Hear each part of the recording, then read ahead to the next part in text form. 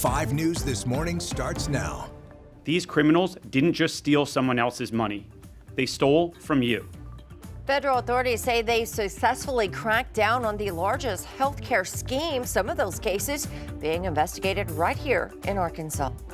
Plus, we have a look at your forecast today. It's going to be warm, but not quite as warm. Details here coming up.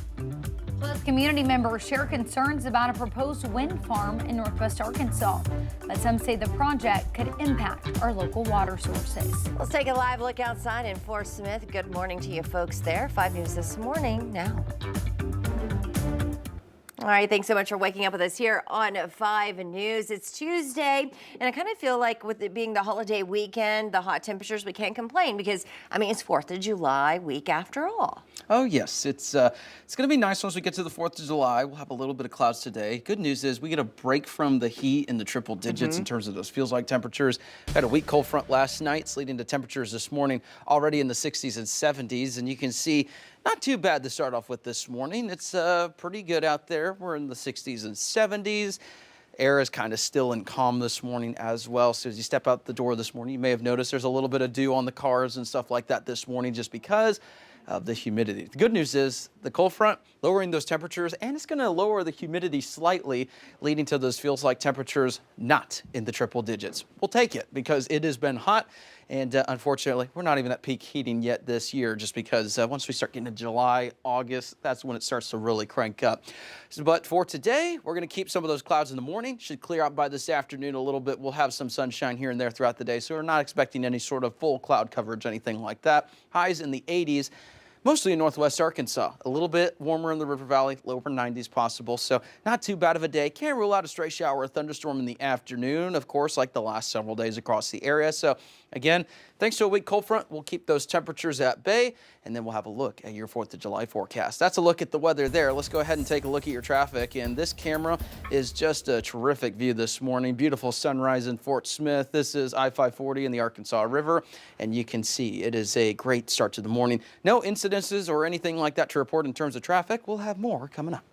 All right, thanks for that, Joshua. Well, taking a live look at the U.S. Capitol this morning here at 6:31, where the clock is now ticking for the U.S. Senate. Lawmakers pulled another all-nighter to try and pass the GOP's big budget and border bill.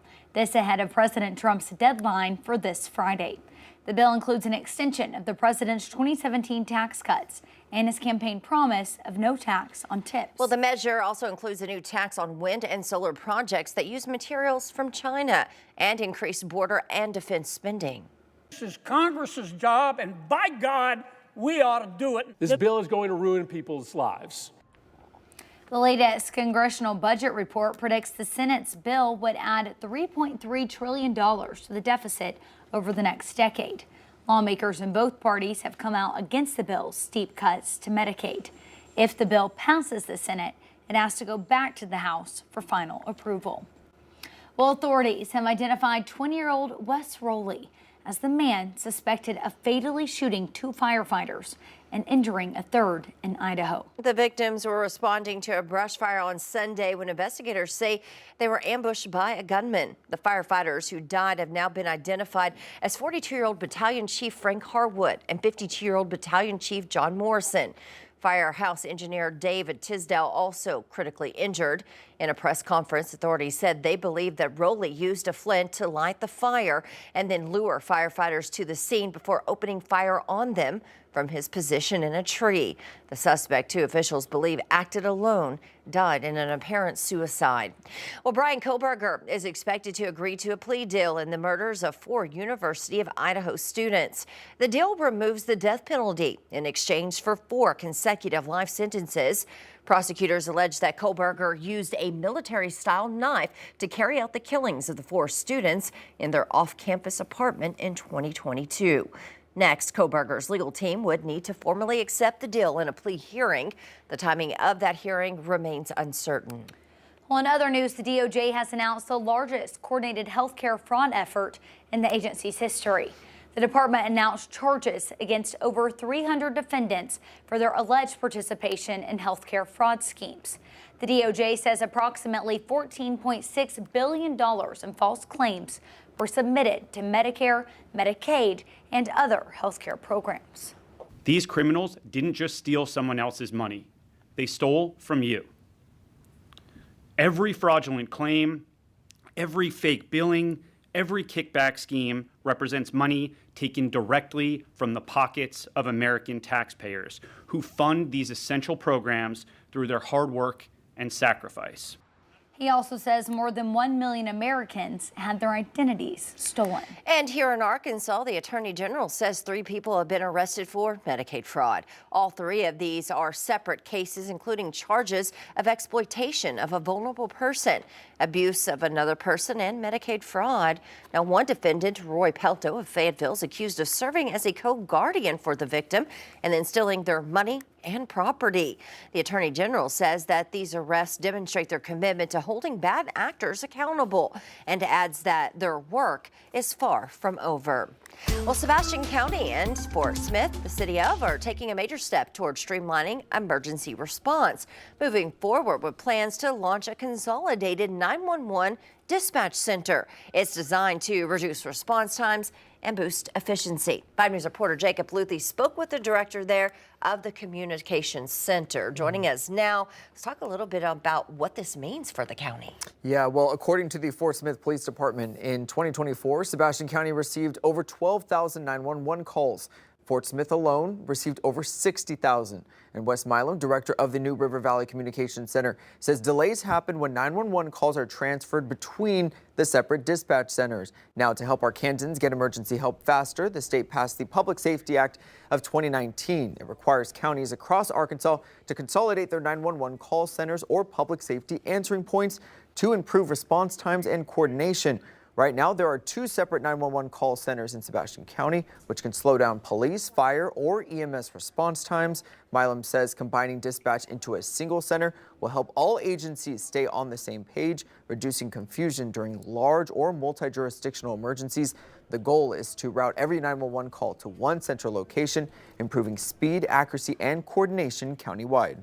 Having this in one facility will ensure that when that call comes in, the very same people that take the call will know exactly how to dispatch it. And the dispatcher was likely could be right next to them that would dispatch the call rather than another facility. This allows for the free flow of information. One call, one building, one response. Milam says that it's almost universally understood by all emergency personnel in the county that this one consolidated building will be a benefit to everybody. Yeah, Okay, sure. so speaking of the building, when will that be completed? Where's it going to be? And when can people, go to it? Yeah, so it's not here yet. The city purchased land right off Highway 71 in Fort Smith for this new building. He says, Milam says that they're expecting to break ground by the end of this year, hoping all construction's done by early 2027. The building will be FEMA approved so that it can withstand severe storms. Because if there's one building you want working during an emergency, it's going to be these dispatch centers. Oh, yeah, because inside there, they have storm trackers inside those buildings, tracking storms. And when it hits, that's where they're all called into work and they're in one spot for Absolutely. sure. All right, thank you for that, Jacob. All right, a proposed wind farm in Northwest Arkansas is drawing concern from people who live there. They say they're worried about the long-term impact on their land and infrastructure. 5 News reporter Lauren Spencer shows us how residents are now taking their concerns to the quorum court. It's a rural area. People move there for a reason. Concerned citizens packed into the Washington County Courthouse Monday night, bringing their questions and opposition to the proposed wind farm development near Lincoln. And really, these rural areas, it creates fractured communities for generations to come. The group, Concerned Citizens of the Ozarks, delivered a presentation asking the county's quorum court to look further into the project. To pass a moratorium ordinance just so they can research and find out for themselves. Get educated. That's what you're here for, to do what is in the best interest of the entire county. Board member Richard Williams lives in Carroll County, where turbines are already under construction.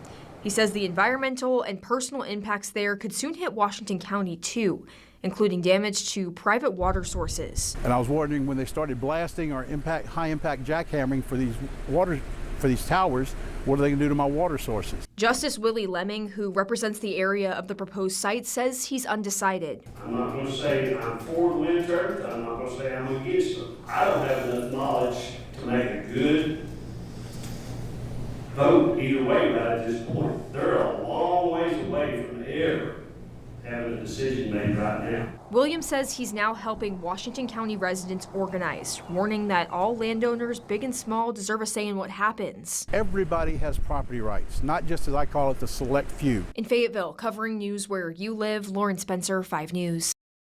Now, no decisions were made at the meeting, but RES Group, the company behind the proposed wind farm, says it's committed to community engagement and holding more public meetings. Yeah, county leaders say no permits have been granted yet, and the proposal remains in its early exploratory phase.